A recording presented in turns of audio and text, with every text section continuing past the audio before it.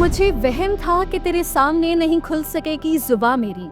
मुझे वहम था कि तेरे सामने नहीं खुल सकेगी ज़ुबां मेरी, सो हकीकतन भी वही हुआ, मेरी बात बीच में रह गई। But then I thought to myself कि इंसान कितना बोझ उठाते होंगे जब बहुत सी बातें कह नहीं पाते होंगे। मैं हर रोज़ खत लिखती हूँ, मैं हर रोज़ खत लिखती हूँ, लिख के फाड़ देती हूँ। मैं हर रोज़ खत लिखती हूँ, लिख के फाड़ देती हूँ। मैं अपनी अनकही बातों का इजहार करने लगती हूँ, लग के दीवार के कोने से ख्वाब बुनती हूँ। वो डायरी जो हम हर किसी से छुपाते हैं, शायद कभी हम में वो हिम्मत हो और हम दूसरों के साथ शेयर करें। बट मैंने बुलंद की ख़त कहानी के बारे में पोस्टर देखा था। उसी के करीब करीब मैंने अमजद इस्लाम अमजद की एक नज़्म मेरी नज़रों के सामने से गुजरी और वो कहते हैं कि तेरे आस पास वो शोर था, मेरी बात बीच में रह गई। तेरे आस पास वो शोर था, मेरी बात बीच में रह गई। ना मैं कह सका ना तो सुन सका, मेरी बात बीच में रह गई। और फिर कहते हैं कि मुझे वहम था कि तेरे सामने नहीं खुल सकेगी ज़ुबां मेरी। मुझे वहम था कि तेरे सामने नहीं खुल सकेगी ज़ुबां मेरी, सो हकीकतन भी वही हुआ, मेरी बात बीच में रह गई। सो आज हम बात करेंगे उन्हीं बातों के बारे में जो बीच में रह जाते हैं। आई रेड समवेयर कि कागज़ कितना बोझ उठाते होंगे जब कहीं चिट्ठियाँ बनकर जाते होंगे। And I thought what a beautiful deep thought. But then I thought to myself कि इंसान कितना बोझ उठाते होंगे जब बहुत सी बातें कह नहीं पाते होंगे।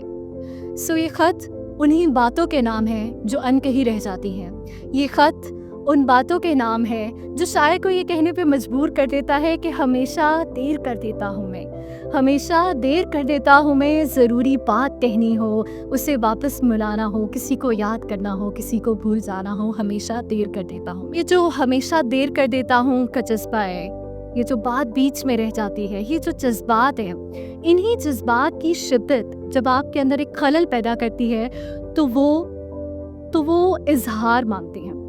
और फिर उस इजहार की खातिर इंसान लफ्ज़ तलाश करते हैं, इंसान डिफरेंट आर्ट फॉर्म्स क्रिएट करते हैं, इंसान different ways to communicate draft करते हैं so that they can tell the world and their loved ones that what they have to say is important, so that they can tell the world that what they have to say is something meaningful, something important.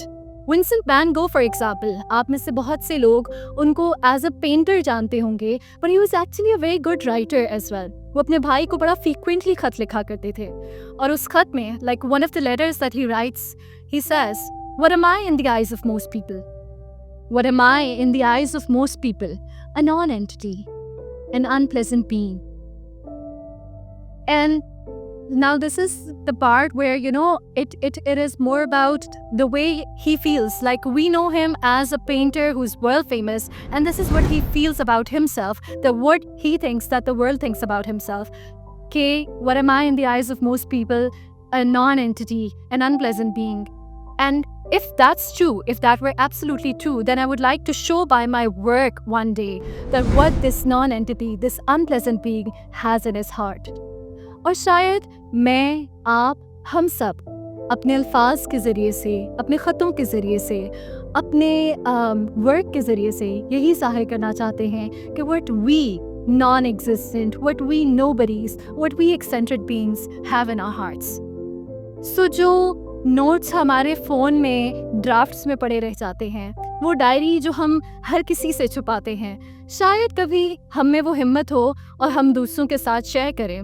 But जब तक वो नहीं होता तब तक मैं हर रोज़ खत लिखती हूँ, मैं हर रोज़ खत लिखती हूँ, लिख के फाड़ देती हूँ। मैं हर रोज़ खत लिखती हूँ, लिख के फाड़ देती हूँ। मैं अपनी अनकही बातों का इजहार करने लगती हूँ, लग के दीवार के कोने से ख्वाब बुनती हूँ, लग के दीवार के कोने से ख्वाब बुनती हूँ। मैं हवाओं में उड़ती हूँ, मैं पहाड़ चढ़ती हूँ, मैं अपनी अनकही बातों का इजहार करती हूँ। कि जब चिड़िया आसमां में उड़ती है तो मुझे अच्छी लगती है उनकी गुनगुनाहट, कि जब हवाएं धीरे से चलती हैं तो मुझे अच्छी लगती है उनकी सरसराहट, कि जब चिड़िया आसमां में उड़ती है तो मुझे अच्छी लगती है उसकी गुनगुनाहट, जब हवाएं धीरे से चलती हैं तो मुझे अच्छी लगती है उनकी सरसराहट। और मेरे दोस्तों का साथ मेरी ज़िंदगी को रोशनी देता है, और मेरे दोस्तों का साथ मेरी ज़िंदगी को रोशनी देता है, मेरे घर वालों का नूर मेरे वजूद को हौसला देता है। मैं करती हूँ इज़हार, मैं लिखती हूँ खत, फिर लिखती हूँ और कभी खुद से, कभी खुदा से गिले शिकवे भी करती हूँ। कभी ज़माने से, कभी दुनिया के दस्तूर से लड़ाई भी करती हूँ। मैं लिखती हूँ कि किस तरह दुनिया उड़ती पतंग की डोर अपने हाथ में रखना चाहती है। ये चिड़ियों को कैद करती है, फिर उस पे कारोबार बनाती है। ये चिड़ियों को कैद करती है, फिर उस पे कारोबार बनाती है। आसमां बेच नहीं सकते, हवाएं खरीद नहीं सकते। आसमां बेच नहीं सकते, हवाएं खरीद नहीं सकते, वरना मैं और आप साहिब इनको भी तरसते। बस यही जज्बात, यही एहसासात मैं कागज़ पे लिखती हूँ। अपनी उलझनें सारी, अपने सवालात कागज़ पे लिखती हूँ, फिर लिख के फाड़ देती हूँ। मैं अपनी अनकही बातें वहीं छोड़ के गई।